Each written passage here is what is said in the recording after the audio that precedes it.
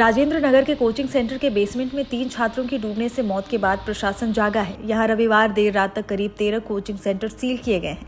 ये ऐसे कोचिंग संस्थान हैं जो नियमों का उल्लंघन कर बेसमेंट में क्लास, लाइब्रेरी और अन्य गतिविधियां कर रहे थे। लेकिन सवाल उठता है कि आखिर बेसमेंट में लाइब्रेरी और क्लासेस कैसे चल रही थी। ये कोई गांव देहात का इलाका नहीं, सेंट्रल दिल्ली है। यहाँ पढ़ाई करने वाले IAS ऑफिसर बनते हैं। ऐसे में यहाँ नियमों की अनदेखी कैसे कर दी गई। हालांकि सिर्फ यही इलाका नहीं है जहां बेसमेंट में लाइब्रेरी और अन्य गतिविधियां चलती हैं। लगभग आधी दिल्ली बेसमेंट से ही चल रही है। दिल्ली में दुकानें, मॉल और पार्किंग भी बेसमेंट्स में ही चलती हैं। राजेंद्र नगर में बड़ा बाजार UPSC परीक्षा तैयारी कोचिंग सेंटर्स का केंद्र है। बुनियादी ढांचे की कमियों के चलते क्षेत्र में रहने वाले हजारों UPSC उम्मीदवारों का जीवन हर दिन खतरे में रहता है।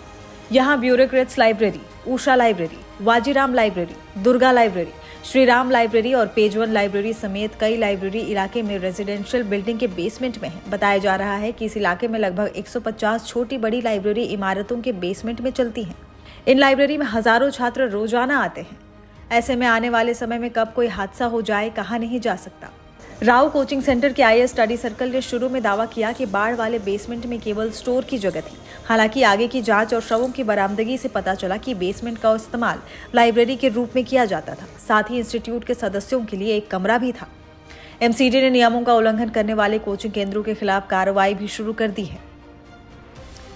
रविवार देर रात तक जारी कार्रवाई के दौरान करीब 13 कोचिंग सेंटर सील किए गए। इनमें IAS Gurukul, Chahal academy, Plutus academy, sign training, IAS Setu toppers academy, दैनिक संवाद, civils daily IAS, career power, 99 notes, Vidya Guru, guidance IAS और इजी फॉर IAS शामिल है। MCD ने पिछले साल मुखर्जी नगर में एक संस्थान में भीषण आग लगने के बाद ऐसे कोचिंग केंद्रों का सर्वेक्षण किया था। ओल्ड राजेंद्र नगर इलाके में शनिवार को भारी बारिश के बाद एक कोचिंग सेंटर के बेसमेंट में पानी भर जाने से सिविल सेवा परीक्षा की तैयारी कर रहे 3 छात्रों की मौत हो गई।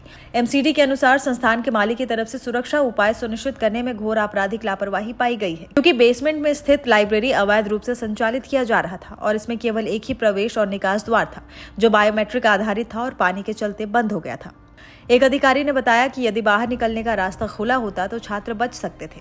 बेसमेंट का इस्तेमाल कमर्शियल इस्तेमाल के लिए किया जा सकता है, लेकिन उसके कुछ नियम हैं। MCD के एक अधिकारी ने बताया कि निगम सिर्फ भवन योजना को मंजूरी देती है, लेकिन अगर कोई बेसमेंट का इस्तेमाल पार्किंग और भंडारण के लिए करने की घोषणा करने के बाद उसका व्यावसायिक गतिविधियों के लिए इस्तेमाल करता है तो सुरक्षा सुनिश्चित करने के लिए एजेंसी और क्या कर सकती है। बेसमेंट का इस्तेमाल व्यावसायिक कार्यों के लिए सिर्फ कड़ी शर्तों का पालन करने के बाद ही संभव है।